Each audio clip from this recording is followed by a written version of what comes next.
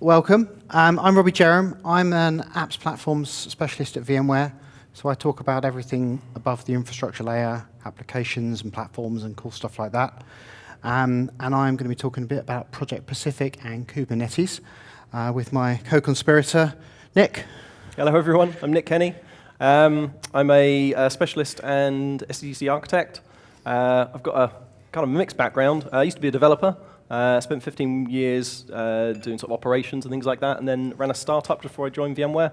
So I've kind of played both sides of the dev and ops fence. Right, let's get going. Good stuff. The big question. So, you might have heard a fair bit about Kubernetes recently, things like VMworld. Why we're going to spend the rest of the day talking about some cool stuff that we're doing in Kubernetes, but first of all, why? Why is it suddenly such a big thing? Why did we spend a lot of time talking about at VMworld? Why are we bringing loads of stuff out? So I guess this is kind of my opinionated view of things, so take that for what it's worth. So this is my really simplistic way of how I view how companies work, or used to work. You start out with a board of directors that has like a 5-year vision. It's generally pretty hand-wavy and vague. That kind of boils down to like a 1 to 2 year sort of business strategy, and then you've got various things that happen in IT. So to give you an example, an organization decides that it wants to start doing social media, and they have a reading Computer Weekly and find out that they can get a Twitter analysis thing that does something called sentiment analysis. Basically tells you how angry people are when they're tweeting about your company. They think that might be something useful for marketing. So they'd tell IT they want to do that. So IT would go and buy the product, spin up a VM, install it, and away you go. So that's how companies used to work. For the sort of 15 years I've been in IT, that was fairly static. Something massive has changed. There's been a completely radical change in how companies operate. It's a huge difference. Some might even call it transformation. It's this. So I know what you're thinking. You said this was a massive transformation. It looks like you've just stuck a 5th box on the bottom. Technically, that's true, but it's had a massive impact. So basically what's happened is we've realized that we don't want to be running the same software our competitors are running. If it's something that gives us business value and interacts with our customers, we want it to be more aligned with our own business goals. We want it to be able to do stuff our competitors can't do. So all organizations have now decided they're going to start hiring their own developers and building their own software. That's a massive shift. It's had a real big impact on IT as well, because previously, IT were at the bottom, right? So business strategy, 5-year plan, what the business wants to do, IT were the thing that made that happen. Now, developers are the thing that make that happen, and IT are potentially the thing that gets in the way and slows that down, which is not a great place to be. You could argue the same was kind of true previously when it was us, but we didn't have anyone else to blame. So developers are now the thing that sort of drives the company forward. And what that's kind of done is it's basically meant developers basically get whatever they want. Because the organizations see the way they get agility in their marketplace and with their get a competitive edge is through developer agility. This all making sense? A couple of nods, good stuff. So Netflix have some really good quotes on this. So how do you actually do that? How do you get agility through developers? It's actually quite hard. There's 2 problems. Developing software at scale is difficult. Previously, we used to sort of, version 7 came out last year, version 8 this year, like 12-month cycle for software. That is not agile. And the second problem is, even if you've had some developers building some internal applications, they're probably consumed internally. So you have a few hundred to a few thousand people in your organization. That's how many users would use your system. If you're going to open things up to your end users, you could have potentially millions. So you've not only got to do things really quickly, you've got to do them at a scale you've never done them at before, and you've still got to keep them somewhat reliable. So it's really hard. So how do you do that? How did Netflix do that? The only way you can do it is, the only way you can move at speed, at scale, with sort of low risk, is to reduce the size of the change. You chunk it down into small bits so that if one tiny bit of change fails, there's less risk involved. And that's the only way you can do it. You just have to chunk it down. So how do we do this? Well, we had to come up with a new way of writing software. So people would have heard Agile probably a good few years ago. Developers went through this evolution in the way that they build software, and they adopted Agile practices. And we had to change how we architect software. So we adopted something called microservices. Everyone heard of microservices? Yay. Good. So let's imagine, I'm going to quickly explain what microservices are. Let's imagine that you've decided to run a little side business. You're going to make really cool t-shirts, and you're going to sell them on a website. What does your architecture look like? You're probably going to have a web server, and you're probably going to have a database server. Your database stores all your products and all your customers and everything in it, and your web server basically serves the web page, and that's it. You might have a couple of web servers and load balance them, but it's a pretty basic infrastructure. That's not how Amazon do things. So typical Amazon product page is made up of between 150 and 300 separate microservices. They're all completely independent. They all have their own databases. That seems quite complicated. Why do they do that? So there's two reasons, and they both to do with scale. So the first is, who's heard of the term pizza teams? Cool. Oh, good stuff. So this is a kind of rule of thumb for developers. If you're in a development team working on a particular feature or a product or something, the rule of thumb is if you can't feed that development team with 2 pizzas, if you need to order more than 2 pizzas, the team is too big. I think there was, like legend has it, 1,500 people were involved in the decision to rename the start menu in Windows Vista. So that's, we know how that turned out. It's a pretty good rule of thumb. So what that means is, let's say the buy now button's really important to us as a business, because if we break that, people can't buy stuff, we don't make money. We might want to be quite conservative about how we iterate on that. We only change it once a quarter, we don't do it over Christmas, and we can spend a lot of time testing it. The product image, or where we display adverts or some of the other stuff, we might want to change it on a daily basis to do experimentation and see if we can find out better ways of doing those bits. And it allows us to work on those things independently. Now, on your web page, if you just had one web server and a single web page, if you go in and mess around with the way images are displayed and you break the page, the whole page is broken. Whereas under a microservices model, if you break the picture, you do get a little question mark there, but everything else still works. Does that make sense? So by breaking these little components down, that allows different teams to move at different speeds, but it also means that you don't have the problem. I usually do like a case study on LinkedIn. I think it was taking them, when they had a monolithic application, it was 6 months before a developer could actually commit any code into production, because they had to spend that long reading through the code base to make sure they wouldn't break other stuff. Netflix do a thing where when you join, as part of your onboarding in your first day, you get your laptop and you commit some code to production, like your first day there. It's like a thing they sort of make sure you do. The other thing is around scaling. So traditionally, we used to have a big database server, and when we needed to scale it, we just made it bigger. Threw more CPUs at it until we couldn't do that anymore. If you're doing microservices, it also makes it really nice to be able to scale it. So let's say suddenly this takes off, people tweet about how cool the t-shirt is, and everyone wants one. Loads of people are going to sign up. Not that many people are buying or searching yet, there's just a lot of action happening on sign up. If this was a monolithic app, you just have to scale that whole thing multiple times. You'd have loads of code sat there, chewing up memory that's not being used. Under microservices, we can just scale the bit that handles login, which is really cool. So that's why we decided to go microservices. So I know what you're thinking. We're literally, like 10 minutes into our presentation? We're supposed to be Kubernetes, I haven't even talked about containers yet, so how does that come into things? Pick up the speed, Nick, come on, get to containers. Come on, get to the good stuff. So what has containers got to do with it? If you were to try and look for a best practice in order to, for writing microservices, this is a pretty good one. People heard of the 12-factor app manifesto? It's a bit out of date now, actually, but it's pretty cool. So a company called Heroku that made a SaaS platform, made a PaaS platform for people to build SaaS apps.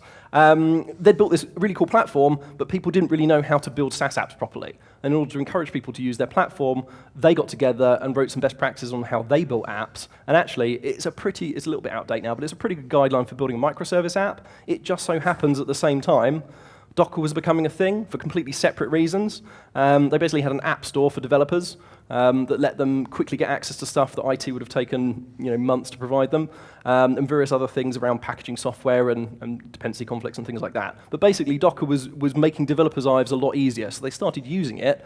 And then at the point that they started looking at microservices, they realized that actually, out of the box, Docker kind of guides you into doing a lot of this stuff. And you basically have to do a lot of these best practices anyway, and it kind of gives you a lot of this stuff anyway.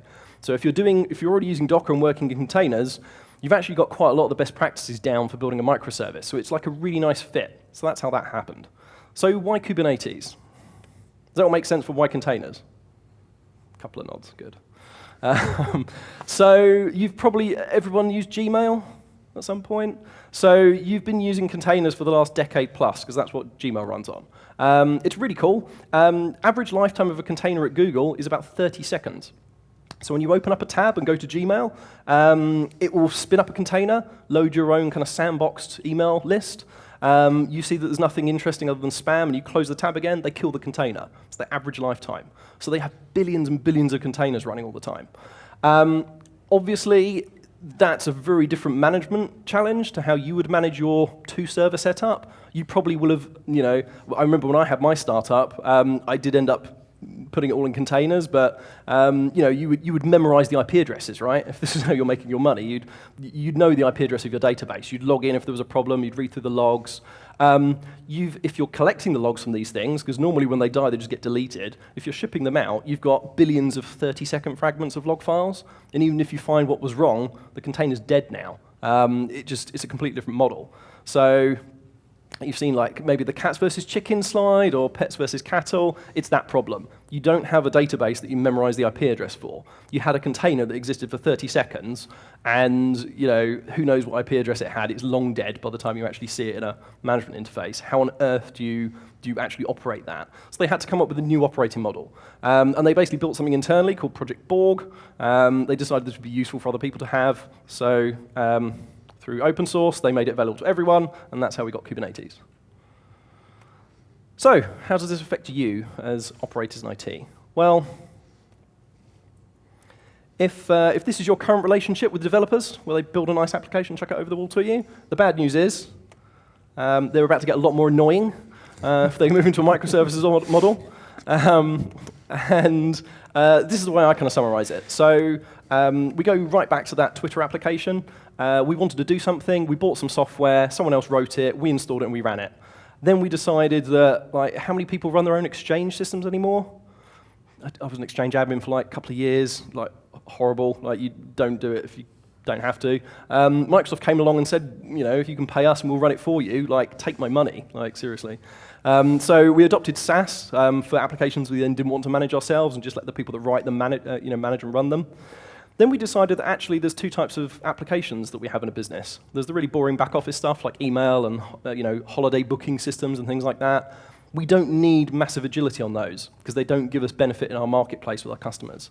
But for the stuff that does interact with our customers, where it's worth having that agility, we want to treat those differently. We probably want to build those ourselves. A lot of organizations, other than software vendors, didn't know much about building software. There's a lot to it. So to begin with, they just wanted to focus on actually writing the software. So they adopted things like PaaS platforms that let them just focus on building it. Once they got kind of used to it and they were doing quite a lot of it, it kind of made sense to maybe bring some of it back in-house. So we kind of came back to, well, okay, now we're building it and we're running it. And it looks like we've come full circle, but actually what we're running now is very different. It's code that we've written, not someone else. If it was an off-the-shelf application, you'd have sizing guides and things, right? How big a server do I need? You go and look at the best practice, what other people did. If you've written it yourself, you have no idea. You go down to the basement where the people that wrote it live and ask them, and they're just like, dude, I don't know, that's your job, right? They have no idea. And by the way, version 1 probably won't work, but don't worry, we'll be releasing daily patches. And that's the world we live in now. So one final thing. That doesn't mean that everything's going into containers and Kubernetes. Most of the applications that are getting built, the data that they're reading still probably sits in SQL or Oracle, in a VM, maybe even physical still. There'll still be mainframe if you're a bank. So all of the above, and the applications you'll be working on will be using everything. It will just be smeared across, kind of like if everyone saw Joe's chromatography. Yeah. It's going to be all of the above. Well done. Okay, so that's why containers, why Kubernetes. It's all about developer speed, developer agility, and throwing it all at ops and giving them a really hard time much more quickly. Who saw the VMworld keynote about Project Pacific? Only a few hands. That's a surprise. Okay, so Project Pacific is all around taking Kubernetes constructs and making them part of Vsphere. So taking the developer agility part, the capability of taking a containerized application and just running it, the same way as you run virtual machines today, but using Kubernetes, using the Kubernetes language, the Kubernetes approach, the ability to scale containers, but on the platform that you've got running in the data centers today, or running in the cloud, or wherever you want to run your stack. But it is a fundamental change to the way that developers access infrastructure and how we consume it. And fundamentally, it's just a workload. We see a containerized application as another workload that just runs on the Vsphere platform. It's got a slightly different way of being packaged. It's got a slightly different way of running. It's certainly got a different life cycle than a traditional virtual machine. But it's just a workload. It needs CPU, it needs resources, it needs memory, maybe it needs some disk. But the scale has changed. The speed of it being deployed, the startup, the destruction, all of that pace has changed because the developers are throwing stuff over the wall much, much more quickly. But we still care about the same things. We still care about performance, security, cost. Developers care about their code and how they, quote, test it. But from VMware's perspective, it's a workload. What it looks like has changed. It used to be perhaps just a Kubernetes application. When it comes from developer land, your microservices you've built, awesome, thank you very much. But it turns out there's more to it than that. Kubernetes, where your application lives, or modern microservices application, it has a control plane, it has nodes where those containerized images run, similar to Virtual Center and ESX hosts where virtual machines run. But it turns out that super duper application that Nick and his team wrote, it still needs to talk to my Oracle database. So we have to connect it to that. And then there's a whole bunch of other databases that were sitting around, some SQL servers and some MySQL VMs that also have data in it that your microservices need to talk to. So the pictures of the T-shirts and the user accounts. And so your super duper microservicey thing needs my VMs, right? Okay. So it's just a workload that I need to run on the platform. And someone in marketing came up with, we should definitely use some serverless stuff. Because that's the thing we must have. Because I heard that's the thing. Weekly. We need to have some serverless stuff. So someone in your team has said that we've got some serverless stuff, and that does something, I don't know. And that stays around for no time at all. So it costs nothing, and there's no infrastructure or platform because it's serverless and there's no servers, yeah? No? Okay. That's exactly how it works. It's a workload. Okay. So we've got these workloads, and turns out that super duper app needs all the VMs, and even if the super duper Kubernetes app is using something new like serverless, it still needs the same compute and resources as it did before. And we still have the same questions. How do I deploy it? How do I run it? How do I iterate on it from a development perspective? And how do I secure it, look after it, make sure it's actually a service for my customers from the back end? So Kubernetes is just a workload. Service is just a workload. And from a VMware perspective, if we treat it as such, we can map things together. So this is a Kubernetes deployment. This is a YAML file that describes the Kubernetes side of the equation.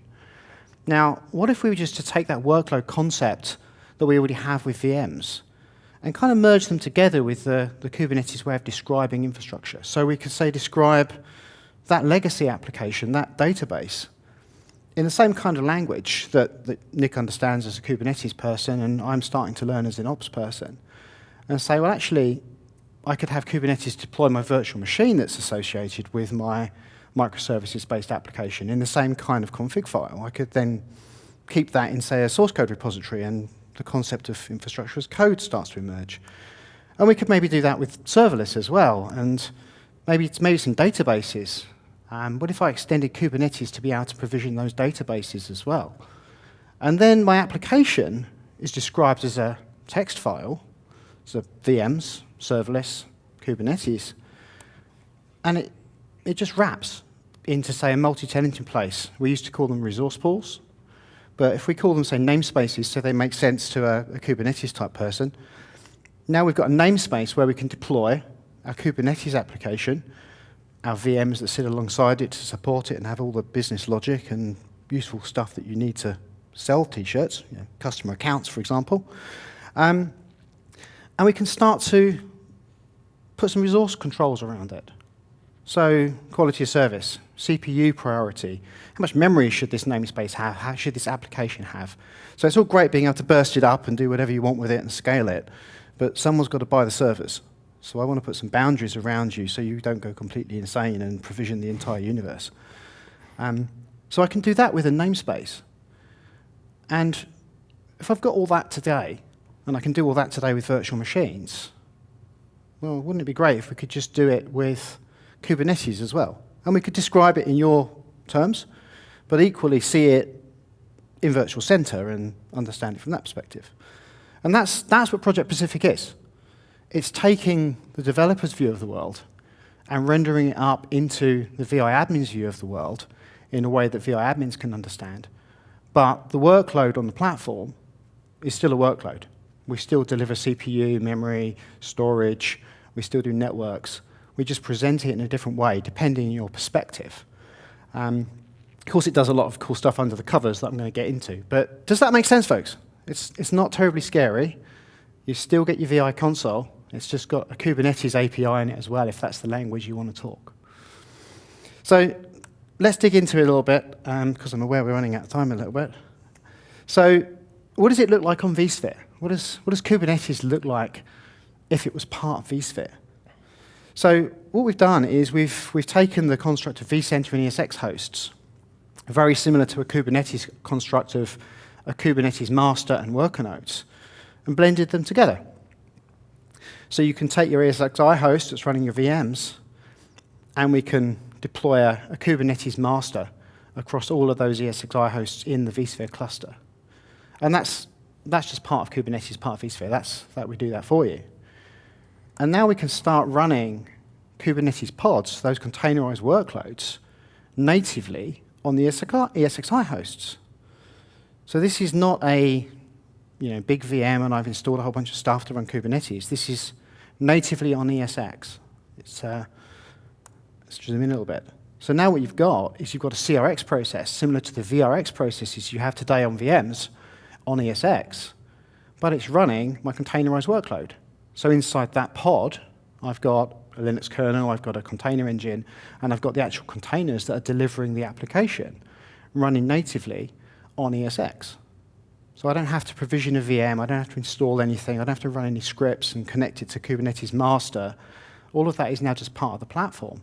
So when I deploy a containerized application in Kubernetes from my YAML file, vCenter takes care of that. vCenter talks to ESX hosts, and it says, this is a containerized workload.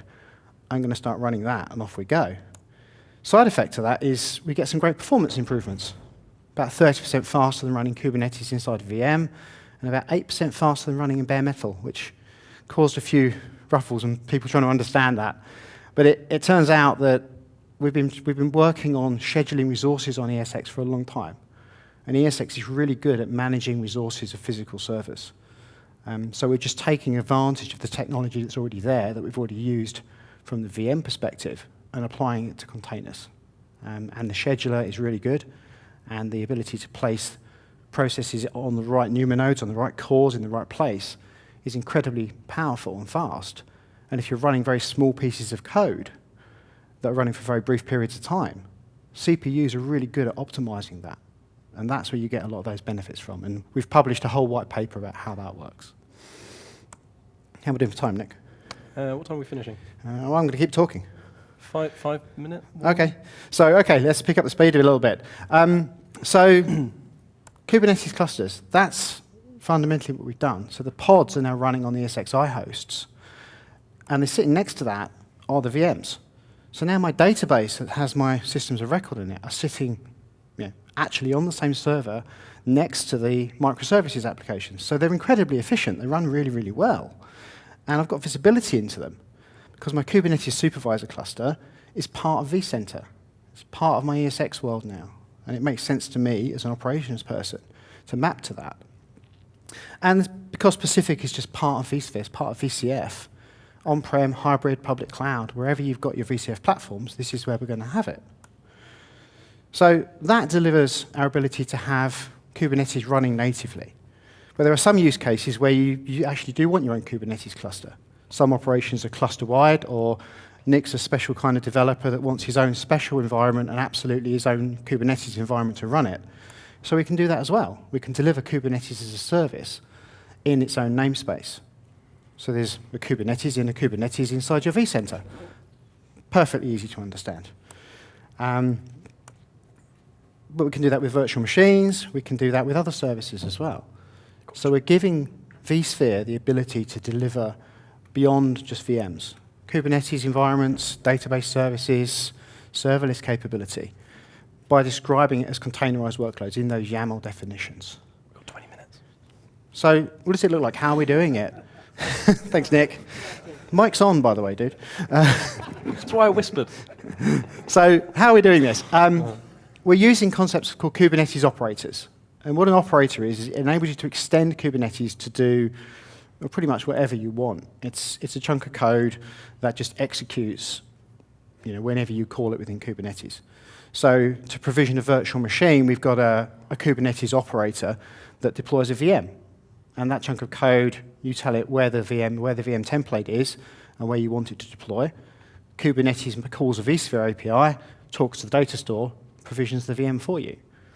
So we use Kubernetes APIs to deploy VM using an operator.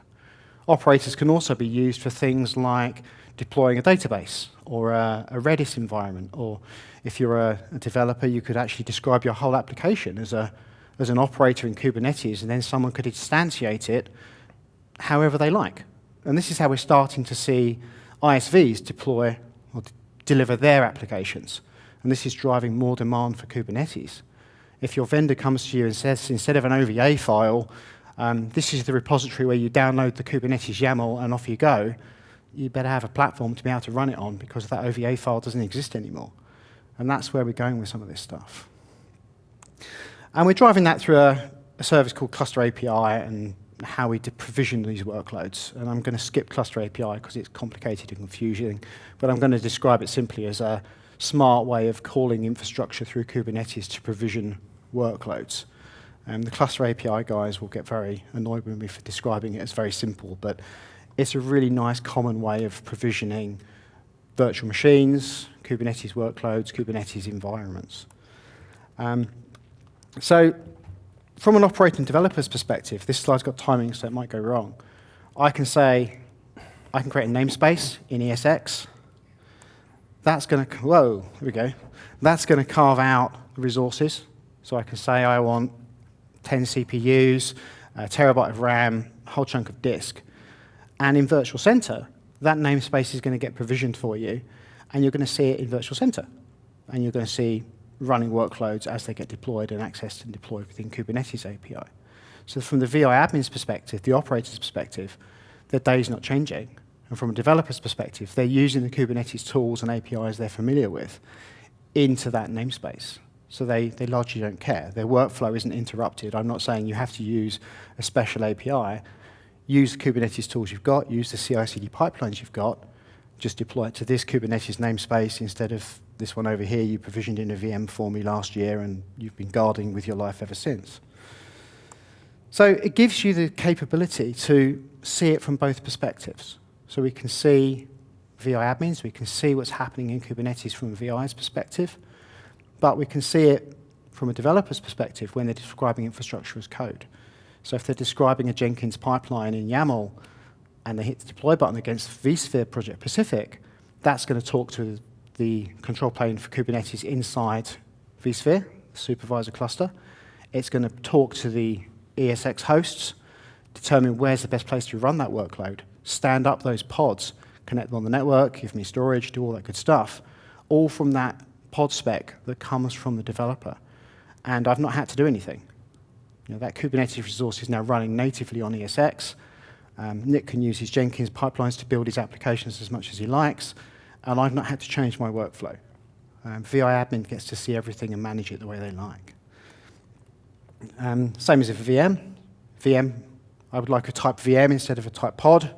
I can deploy my VM in the same way. That operator we've created gives us the ability to provision a VM into that namespace from that Kubernetes command.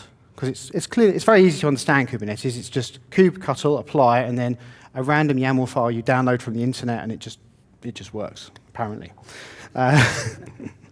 But yeah, that YAML file doesn't need to change. So long as you've got the operator deployed into your Kubernetes environment, that VM is going to get provisioned. The rest of that spec is exactly the same as everything else that you would deploy from a Kubernetes admin's perspective or a developer's perspective. We're not changing how Kubernetes works. We're just extending it to do more things the same way as it was designed to do.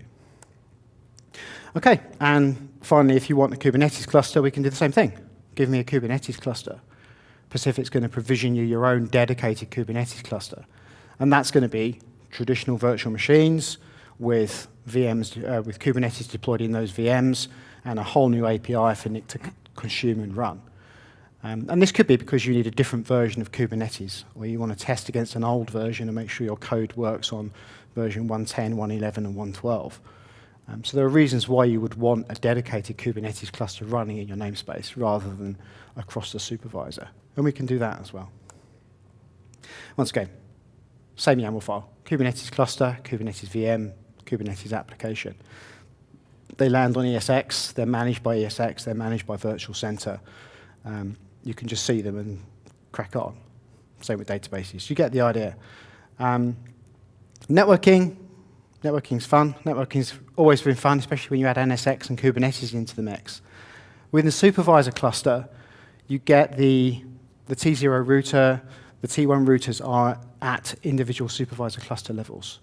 So you've got visibility into the network. And then as you move down into the individual namespaces, and this stuff may change because Project Pacific is a work in progress, individual namespaces and visibility at the pod level as to the network traffic and what's going on down the whole route.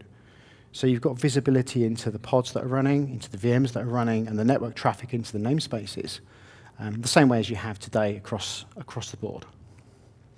Storage, and I think there's a whole session on storage a little bit later. But how we deliver cloud-native storage into this space is exactly the same way as you do it inside Kubernetes. So Nick and his dev teams, they ask for a persistent volume, and they just get it. It's very easy. The Kubernetes on that side, the YAML file on that side is just how you do it. But inside Virtual Center, we've added some more information, actually, so you can map that VMDK, which is the persistent volume, back to, actually, what is that pod that's using that persistent volume? So now from a debugging perspective, if something's not happening on the Kubernetes side, on the application side, or you've got a VMDK that's just appeared on the data store, you've got no idea what it is, where it belongs, who created it, you can get some metadata from the VMDK file that says, hey, this is related to a Kubernetes application, and it's bound to this particular pod that's running in your environment. So you can map the storage right back up to the application, or if you're a Kubernetes person, you can look at the application code and you can map it down to the persistent volume storage that you've asked for. So we're mapping both sides together, and you can see what's going on. Oh, so that with 10 minutes left. Perfect timing. There we go. Let's see if we can see it in action. Fingers crossed, everybody. We're jumping across many continents into some slightly unstable environments. But let's see Pacific in action. Just while we're doing that. Any questions about that, guys? Silence. It's obviously obvious and easy to understand. So the question was, when can you get it? When's the release date? That's always the first question. I don't know. Soon, hopefully. Probably not a Christmas present. You've not been that good a boy. But this is the live demo of the code that's running today. So it's not GA. It's got a few bumps in it, mostly around the user interface. So we'll see how we get on. We're good to go. We're good to go. Yeah. So watch this space for release. There is a public beta. You can apply for public beta, so you can get access to the bits. That's on the VMware, link off the VMware webpage somewhere. I can't remember the URL. So if you really want to play with the bits and deploy it in your environment, we can give you the bits to have a little explode of the environment, explore of the environment. But it is a new version of ESX. It is a new version of Virtual Center. So make sure you've got the resources to be able to play around before you start deploying things into your live environments. Don't do that. Bad things would happen. OK, live demo. Do it, Nick. Cool. Do it. So apologies for the washy color. Hopefully you can still see that, just about, if you squint. So Vsphere admin, here I am, having a look at things. This all looks like stuff I recognize, except, oh look, I've got namespaces here. That's interesting. I open this out, and my Acme app. This is one of our customer-facing applications we've built, and we've turned this into a microservice app. So this used to be a bunch of VMs, but now I've got got it set under a namespace. That's interesting. So if I go and have a look, I've got all the things I recognize. I've got Redis, I've got my catalog, MongoDB, I've got front end. Okay, these are all the things that I had in VMs, except these aren't VMs. You'll see the icon is different. These are actually pods, so effectively containers. So if I click on Redis, this is my pod running my Redis container. And I have, I've got a summary here. The demo environment takes a little time to... So they've got some context around the pods, because pods can be named based on the application as opposed to VM01, VM02, and VM03. Yep. So that's pretty helpful anyway. And it looks just like they did in VMs. I can kind of go in and look at various details as soon as it's... we're running a nested environment, so for some reason, every time we go onto this page, it pauses for a little bit while we have a look at stuff. But this is Vsphere.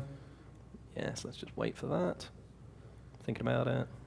There we go, I'm back. Go into Monitor, I can go into Overview, and look, I've got loads of performance data. This is really cool. So I can see things like the CPU usage and the memory of this particular pod on these containers. So this is great, because previously when I was running container-based applications, I'd have some VMs, which are my worker nodes, and it'd just be a black box. I'd have to go into a completely different tool or maybe load plugins and things to try and get access to some of the things. I can now just manage my pods and my containers like I can my VMs, which is really cool. And we can even see 23 megahertz and 10 meg of memory. They're really small. So when you deploy a new version of it that uses twice as much memory and you're going to scale it to 1,000 nodes, I've got a fairly good idea what that's going to do to my ESX host, right? Yeah, it's brilliant. So then, okay, well, let's have a look at it from a developer's point of view. So developers love the command line, so let's go there. And if I do something like, I've already done this, but kubectl, oh, sorry. So what I'm basically doing here, kubectl's my way of interfacing with Kubernetes if I'm a developer. I can go and set my context that I want to work in as the Acme namespace.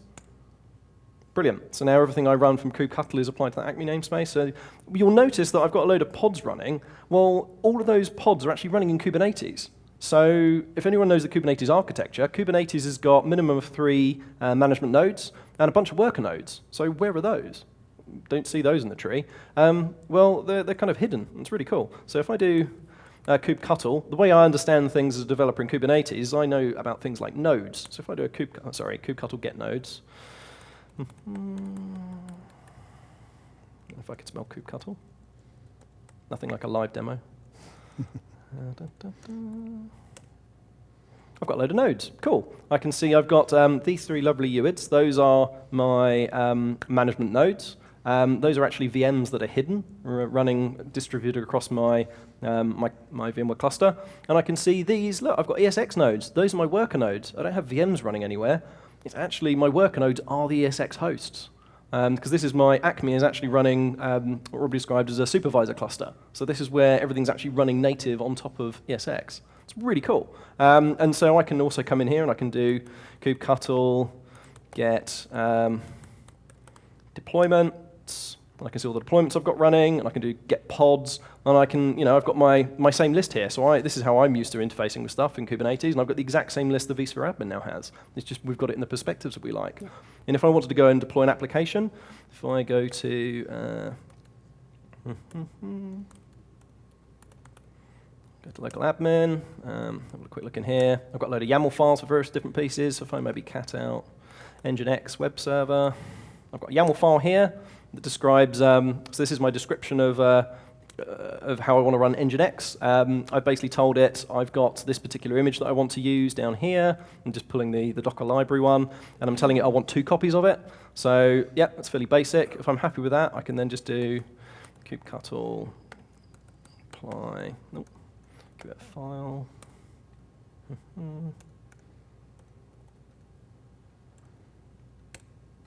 That's it. So I now run it. And if I then do kubectl get pods, so I can have a look in here, and I can now see I've got 2 Nginx deployments. They're in a pending state though, so we'll give that a little while. If I come back to, it's been a little while in pending before they actually spin up. Give that a quick refresh.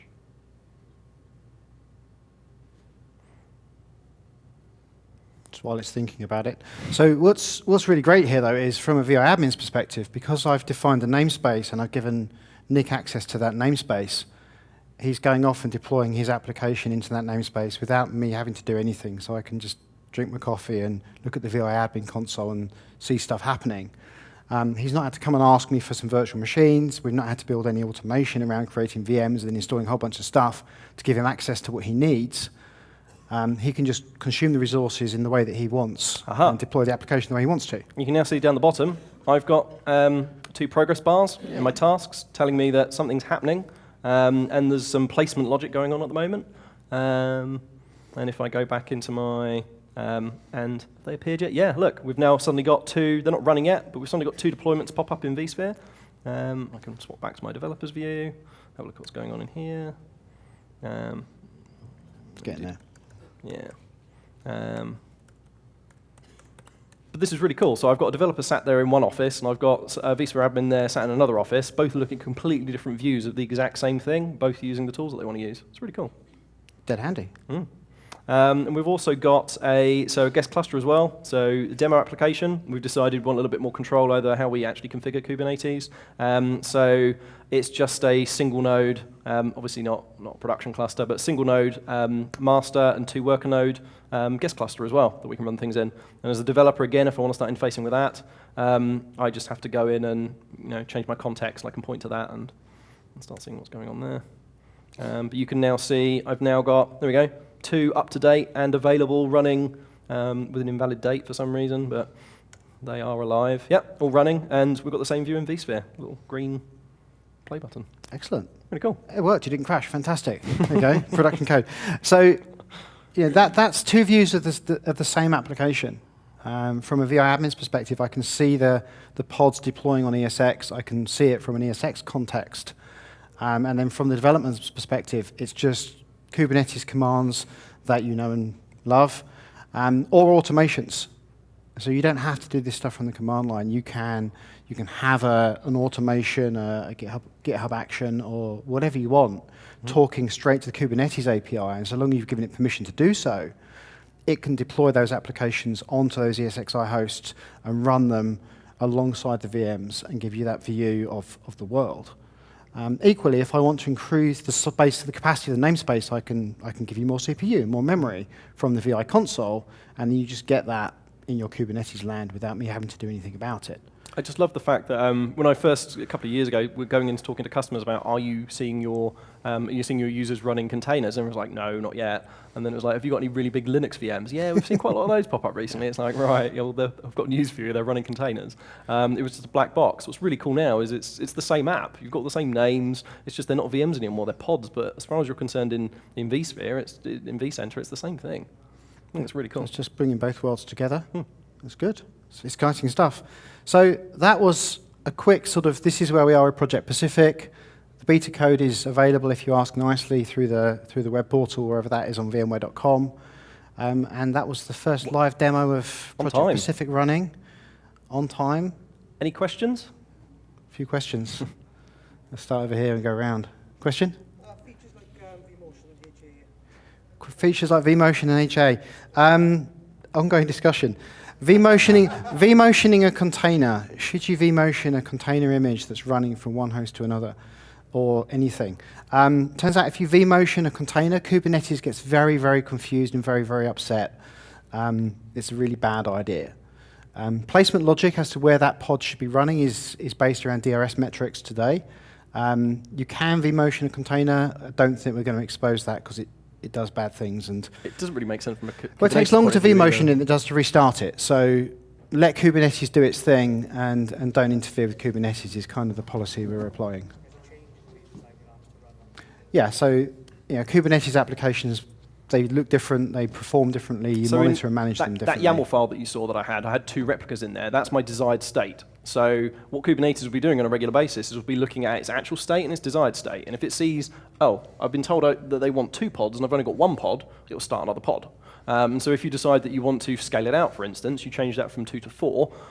Next time it does its check, it will go, oh, I've got only 2 and I'm supposed to have 4, then it will add another 2. So if one fails and falls over, or there's some kind of problem with it, or there's a performance issue, it will just kill it, and then it will start another one, and it will do that through the desired state. That's kind of the pets and cattle model. So rather than, I need to protect this VM, if it's running badly, I need to maybe move it somewhere it can run a bit better. If it doesn't work, kill it, just start another one. Does that logic apply to the VMs as well? So if you split virtual machines to Kubernetes, Yeah. and you say you want to So well, today, the way it works, because it's an operator, it spins up a virtual machine. It has that desired state for that virtual machine. If that stops responding and it fails a health check, then it's going to get killed and restarted or redeployed. I'm not sure how we define the operator. Potentially different logic. So, your containers, yes, you can do stateful containers, but a lot of the containers will be kind of stateless web servers. If you kill them, it doesn't really matter. You can have lots of them and they're all, low balanced. Your VMs will probably be your existing database that you probably do want to protect. So you probably treat that like a pet and treat the containers like cattle maybe. It's just that you can define the application using the same construct. You might then have a different operating model. We talked about earlier when it's kind of smeared. You still maybe have a different operating model for the different parts of it, I would have said. But yeah. So because the VM construct is deployed as an operator, you can set how you want that behavior to be, and we're still writing the code for that and deciding what it looks like. So yeah, good question. It's going to make sense. I'd have to check. So that's good question. Sorry, would your VM sit outside of that namespace and still be treated, like you say, as your traditional VM protected? Would you be able to see outside of that database and treat and map in and connect? Yeah, absolutely. If you've exposed the ports through Kubernetes, you'd be able to see it and treat it like a normal database. I think we're almost out of time, so there are a couple more questions. One more question? What's going on under the hood? You've got worker nodes, for example, 8 CPU, 32 gigs of RAM, and containers, multiple containers are spun up inside what is essentially a cut down minimal OS. Is that you haven't got a So the question is, what's going on under the hood? What's really a pod? And tell me how it works and show me the magic. It's magic. No, it's on one of the first slides I brought up, you see the breakdown of a pod. So when a pod gets deployed on the ESXi host, effectively it spins up a special type of VM, so the CPX VM. That has a Linux kernel in it, which is a cut-down kernel. There's no tools or anything. There is a container engine in there, which is going to handle the container I/O, and then that's where your containers actually get started. So the logical construct, if you like, is like provisioning a VM, deploying Docker engine and running containers in it, except we're doing all that for you, and it's more tightly coupled into the hypervisor and how the hypervisor understands that workload rather than abstracting away and trying to run a full operating system. So it's logically very similar, but under the hood there's a lot more hooks into the hypervisor and the performance and understanding what's happening in terms of memory and pneumo node awareness and all that good stuff. So you could conceptually think of it as a VM running special versions of VM tools and a special version of Docker engine, and then the containers are running on top. Okay, have we got time for one more question, I think? Let's go for the chap at the back that's been waving his hand. Question? You have to shout. Is there a story around Ingress and service discovery? Ingress and Services. We don't have time for that one. Quick, kill the NSX tab off. Yeah, so, the stuff behind this around Ingress and how you map in the container networking, and there's another session later this afternoon on container networking through Josh, who's going to wave his hand here. Where's your session, Josh? Where's your session? Breakout 3, I believe. Breakout 3. Breakout 3, there we go. So that'll pick up all those questions around Ingress and difficult things. No pressure, Josh. Brilliant. Thank you very much for listening, folks. Any more questions, grab us at the front or the back, wherever we're going to be.